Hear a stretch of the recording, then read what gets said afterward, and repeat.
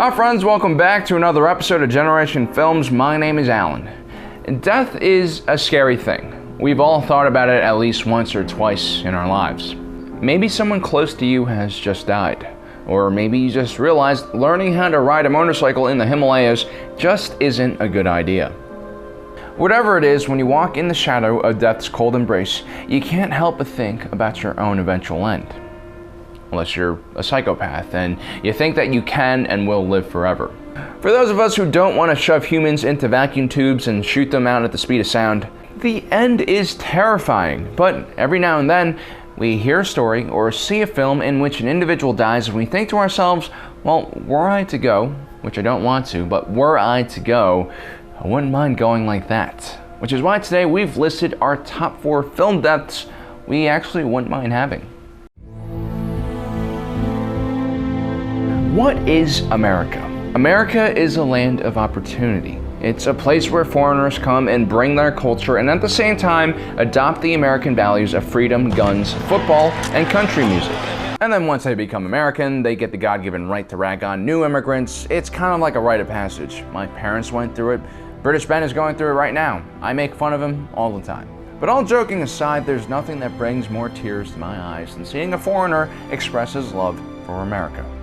In The Kingsman, The Gold Circle, warning, spoiler coming, Mark Strong's character Merlin is a Scottish version of Q. On a mission to the big bad gal's evil lair, his buddy Eggsy steps on a landmine. Merlin tells Eggsy he has a magical foam that can freeze the mine and let him step off it safely. What he doesn't tell Eggsy is that it only lasts for about a second and won't give them enough time to escape. So Merlin quickly switches places with the younger, more mission-critical field agent. He understands that sometimes people have to step up and sacrifice themselves in the face of great evil, which in this case was Julianne Moore poisoning every illicit drug user in the world.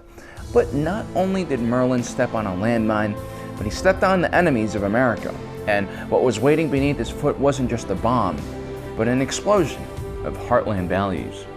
And while sitting there in the theater comfortably in those plush leather seats, almost heaven, wrist deep in a bucket full of buttered popcorn, West Virginia, I came to a realization. Blue Ridge Mountain, Shenandoah River. Being an American isn't about your race or language. Life is old there, older than the trees.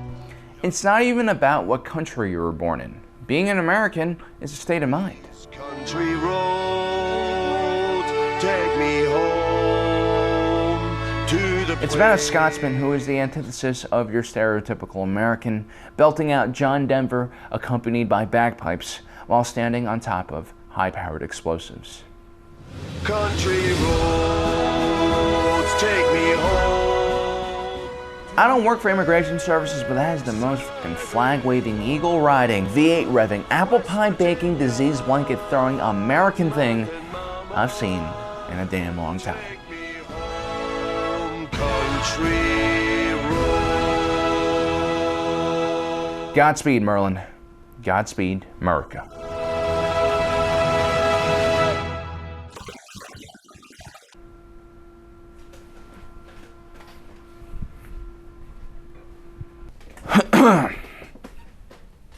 Sorry about that. It just kind of felt right walking off after that little monologue. Now, if you guys want to leave, I don't really mind. No hard feelings. Anyway, next up is number 2, Predators. No, not the original classic version with Arnold, but the new one, which is plural and features Adrian Brody, which was just a strange casting choice. I mean, he is badass, but like pianist badass, not 80s action hero badass. Speaking about badass, one of the most badass characters in the entire film was a deadly Yakuza enforcer by the name of Hanzo. While being chased by the Predators through a windswept grassy plain, Hanzo decides he's had enough of running, because that's for pussies. He's had enough of using guns in ranged combat, because that's for pussies. And he's also had enough of wearing a shirt, because again, that's for pussies. And decides to go toe-to-toe with a giant predator using a World War II-era Japanese officer's katana. Keep in mind, predators kidnap psychopaths, dangerous animals, and monsters so they can train and test their combat prowess against the best of the best. Their whole culture is based on being badass warriors, and this crazy Yakuza enforcer decides to go do melee combat with him. In a graceful bout of swordplay, the two warriors become entangled like two fierce mating hawks plummeting out of the heavens to their certain death, like in one of them beautiful French oil paintings that Leonardo DiCaprio likes to make to get it in with the ladies. Then, like in the classic Kurosawan films of old, the two evenly matched warriors face off in a final charge. The beauty of the scene is not only has Hanzo defeated one of the deadliest warriors in the entire galaxy, he's also brought his comrades more time. He realized that he was so evenly matched with this giant alien that the only way he could strike a mortal blow on the Predator was to leave himself open to attack. And even though he is mortally wounded, he makes sure his opponent falls to the ground first.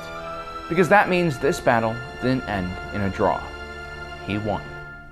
Draws are for pussies.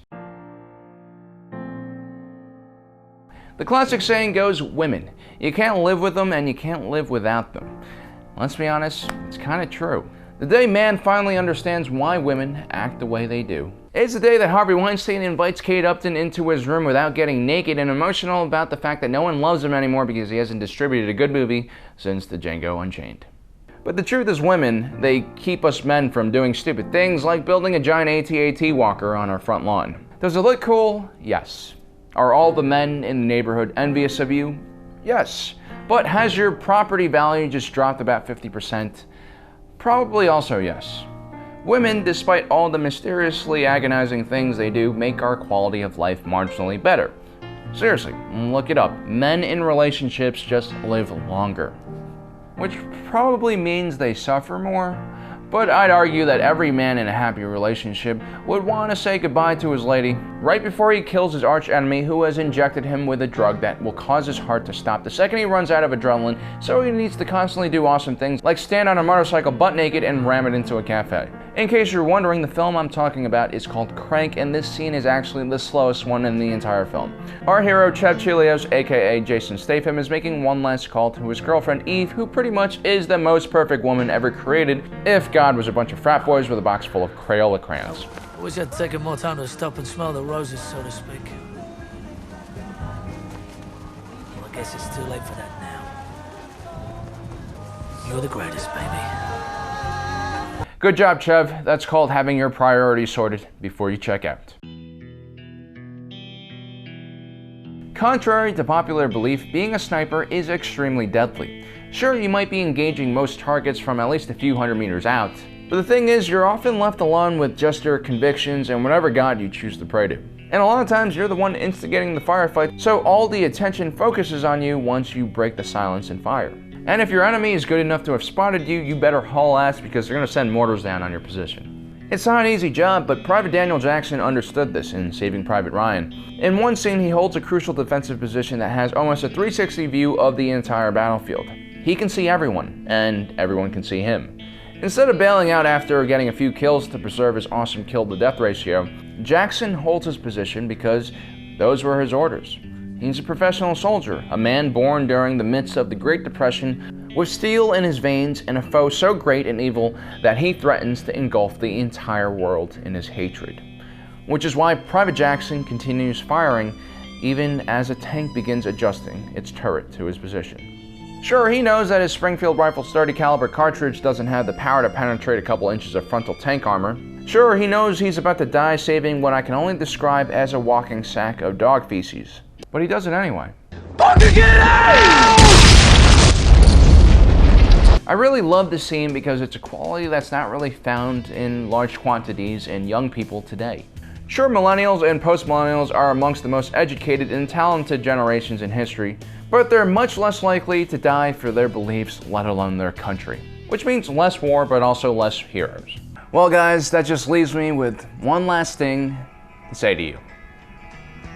Almost heaven, West Virginia, Blue Ridge Mountains, Shenandoah River. Life is old there, older than the trees, younger than the mountains, blowing like a breeze. Oh, country road.